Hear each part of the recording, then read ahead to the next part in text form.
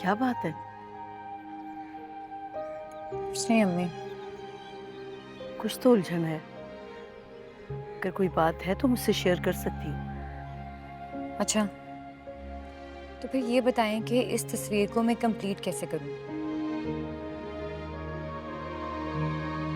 जब मैंने ये शुरू की थी पता नहीं मैं किस स्टेट ऑफ माइंड में थी। खत्म ही नहीं हो रही है ये मेरे से। इसीलिए कहते हैं किसी काम को अधूरा नहीं छोड़ना चाहिए। वक्त गुजर जाए ना तो दिल और जज्बात बदल जाते हैं। महरीन भाभी बता रही थी कि ज़ारा की सास ने बहुत प्रेशर डाला हुआ है कि 1 साल से ज्यादा अरसा गुजर गया, ज़ारा की तरफ से कोई खुशखबरी नहीं है। साहिर है, ताहिर उनका इकलौता बेटा है, फिक्र तो होती है ना। और फिर हमारे कौन से 10 बच्चे हैं। वैसे तुम्हारी शादी को भी 1 साल तो होने वाला है। अम्मी,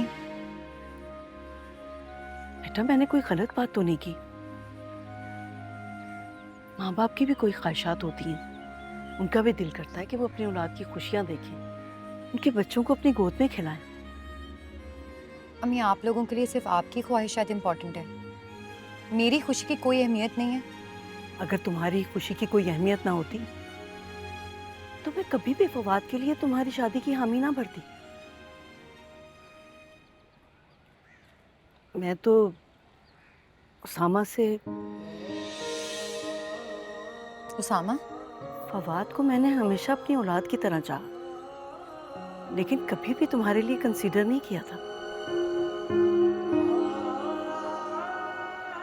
और वैसे भी राशिद भाई जैसे इंसान के घर बेटी ब्याने का सोचना बेवकूफ़ी थी।